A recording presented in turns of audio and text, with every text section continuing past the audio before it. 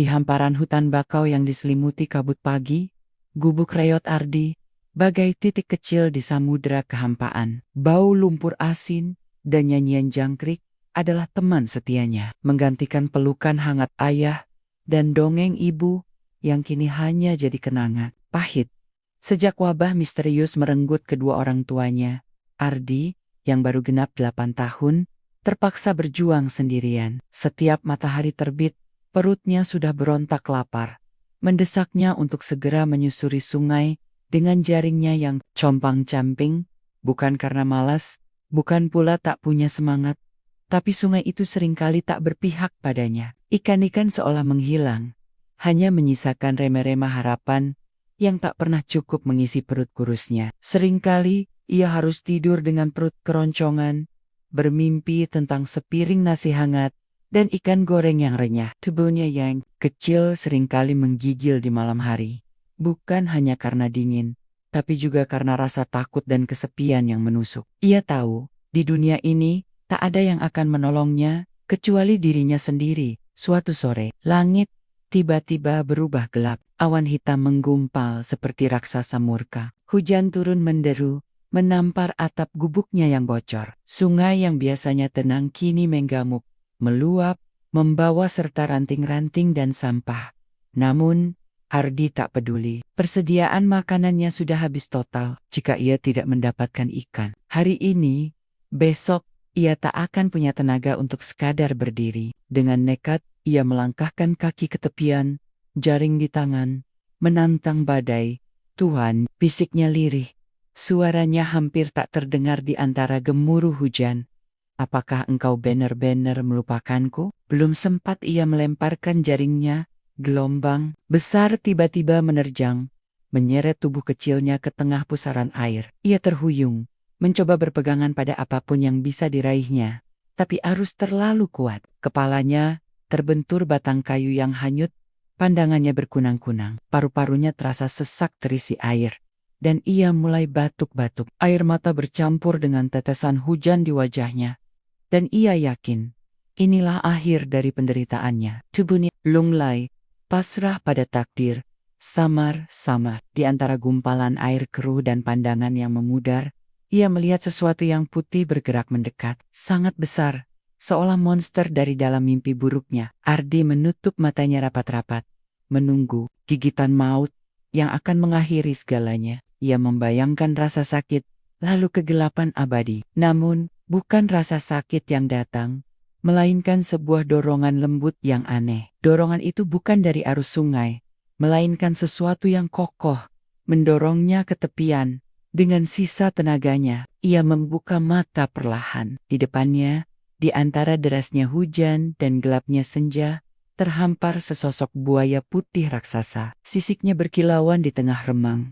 Matanya seperti dua permata yang memancarkan cahaya aneh. Buaya itu tidak menyerangnya. Justru, ia menggunakan moncongnya yang besar dan kuat untuk mendorong Ardi dengan hati-hati ke daratan. Ardi terhuyung, terbatuk-batuk mengeluarkan air. Pandangannya masih belum sepenuhnya jelas. Ia menatap buaya itu, antara ketakutan dan keheranan yang luar biasa. Buaya putih itu membalas tatapannya, seolah ada percakapan tanpa kata di antara mereka. Sebuah percakapan yang hanya bisa dimengerti oleh hati.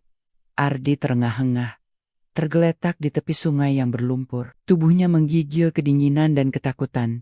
Namun matanya tak bisa lepas dari sosok buaya putih raksasa di hadapannya. Ai telah mendengar kisah-kisah menakutkan tentang buaya, predator ganas yang tak mengenal belas kasihan. Namun, buaya ini berbeda. Mata buaya itu bukannya memancarkan nafsu memangsa, justru memancarkan semacam kebijaksanaan dan kelembutan. Ardi tak pernah membayangkan akan merasakan hal seperti itu dari seekor buaya. Buaya putih itu memandangnya sebentar, seolah memastikan Ardi baik-baik saja. Kemudian, dengan gerakan anggun, ia berbalik dan mulai berenang menjauh, perlahan menyusuri arus sungai yang mulai sedikit tenang. Sesekali, buaya itu menoleh ke belakang, seolah memanggil Ardi untuk mengikutinya.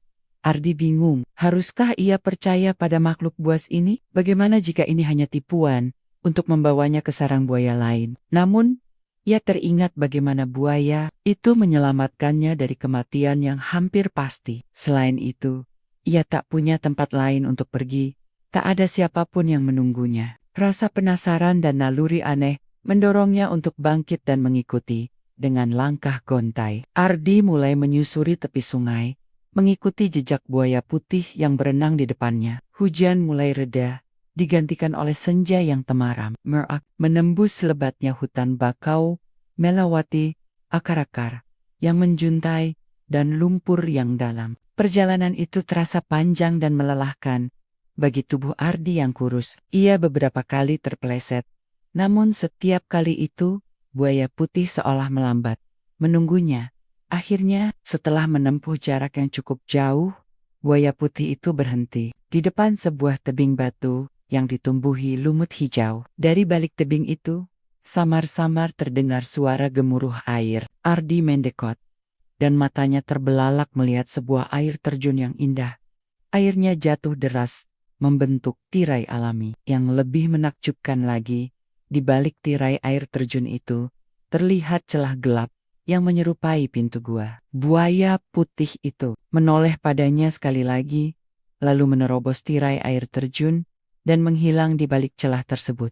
Ardi ragu sejenak, memasuki gua yang gelap dan misterius, tanpa tahu apa yang menunggunya di dalam, adalah tindakan gila. Namun, daya tarik dan keajaiban yang ia rasakan sejak diselamatkan buaya putih itu lebih kuat dari rasa takutnya. Ia menarik napas dalam-dalam, mengumpulkan keberanian, dan melangkah menembus tirai air terjun yang dingin. Begitu masuk, Ardi terkesima.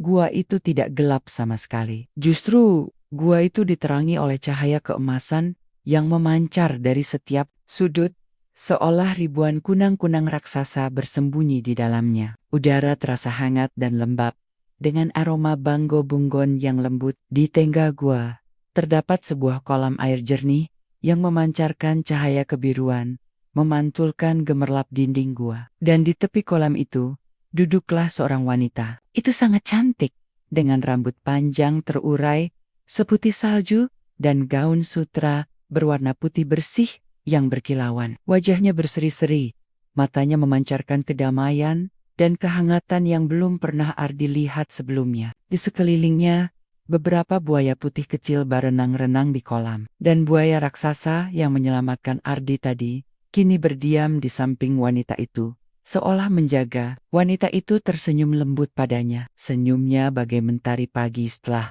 badai. "Selamat datang, anak muda," katanya dengan suara yang merdu, bagai alunan melodi. "Aku adalah Ratu Buaya Putih, penjaga sungai ini, dan semua makhluk di dalamnya. Aku telah menunggumu."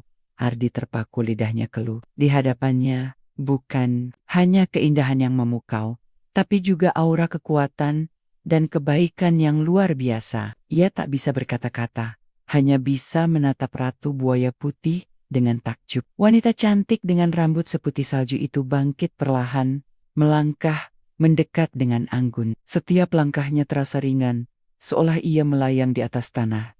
"Jangan takut, Ardi," ucap ratu itu, seolah membaca pikirannya. "Aku tahu, kau telah melewati banyak kesusahan. Buaya yang menyelamatkanmu melihat ketulusan hatimu, dan aku pun merasakannya. Tempat ini akan menjadi rumah barumu." Mendengar kata rumah, mata Ardi berkaca-kaca. Sudah berapa lama ia tidak mendengar kata itu, kata yang penuh kehangatan, keamanan, dan kasih sayang. Ratu Buaya Putih mengulurkan tangannya yang halus, mengusap lembut rambut Ardi yang kusut. Sentuhan itu bagai aliran energi yang menenangkan, menghilangkan segala rasa takut dan lelah yang selama ini membebani hatinya. Untuk pertama kalinya setelah sekian lama, Ardi merasakan kedamaian.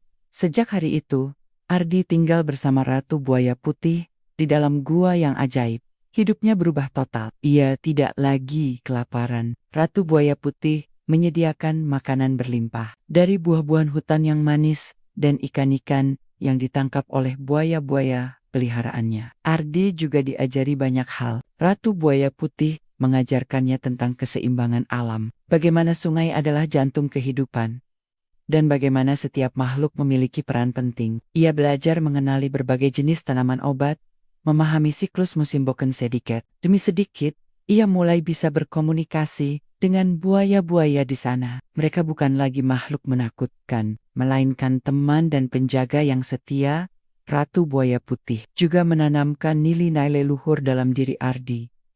Ia mengajarkan tentang keberanian, kesabaran, dan kasih sayang. Ia mengajarkan bahwa kekuatan sejati bukan hanya terletak pada fisik, melainkan pada kebaikan hati dan kebijaksanaan. Ardi, yang awalnya pemalu dan sering menyendiri, perlahan-lahan tumbuh menjadi pemuda yang cerdas, berani, dan penuh empati. Ia merasakan kasih sayang seorang ibu yang tak pernah ia dapatkan lagi sejak kecil. Ratu Buaya Putih baginya adalah penyelamat, guru, dan sekaligus keluarga. Terkadang, Ardi diajak Ratu Buaya Putih keluar dari gua, menyusuri sungai dan hutan. Dengan pengawasan Ratu, ia mulai berinteraksi dengan dunia luar lagi. Ia melihat bagaimana penduduk desa di sekitar hutan bakau menghadapi kesulitan.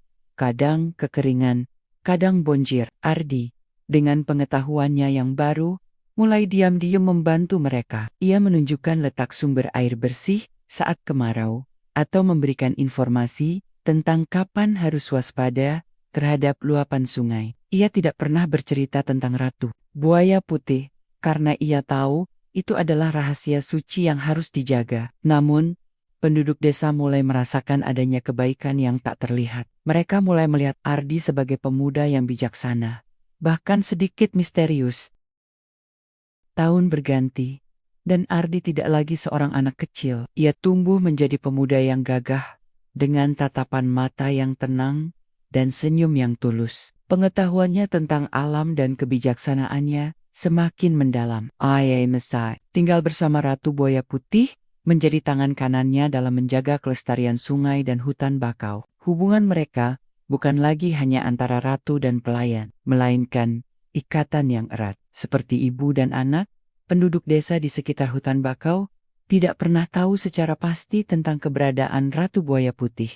Namun, mereka mulai sering melihat penampakan buaya putih raksasa yang sesekali muncul di sungai. Seolah berjaga, mereka juga melihat perubahan pada sungai itu sendiri. Airnya selalu jernih, ikan-ikan berlimpah, dan hutan bakau tetap lestari, memberikan kehidupan. Mereka mulai meyakini adanya kekuatan penjaga yang tak terlihat, dan di balik itu semua ada Ardi. Ia adalah jembatan antara dunia manusia dan dunia spiritual yang dijaga oleh Ratu Buaya Putih. Ia seringkali muncul saat desa dilanda kesulitan, memberikan petunjuk atau bantuan yang selalu tepat waktu. Ia menunjukkan cara menanam bakau untuk mencegah abrasi, mengajarkan cara memanen hasil laut tanpa merusak ekosistem, dan menjadi penengah saat ada perselisihan antar warga. Ia tak pernah menonjolkan diri, selalu bekerja dalam senyap, seperti embusan angin yang membawa kebaikan. Kisah Ardi, si anak yatim yang diselamatkan oleh Ratu Buaya Putih, perlahan-lahan menjadi legenda. Sebuah bisikan dari mulut ke mulut, cerita pengantar tidur bagi anak-anak di desa. Mereka menyebutnya sang penjaga bayangan atau anak sungai yang selalu muncul membawa harapan. Legenda itu bukan hanya tentang keajaiban dan pertolongan dari dunia lain, tetapi juga tentang kekuatan kasih sayang yang mampu mengubah takdir. Dari seorang anak yatim yang tak punya apa-apa selain kesedihan, Ardi tumbuh menjadi pahlawan tak terlihat,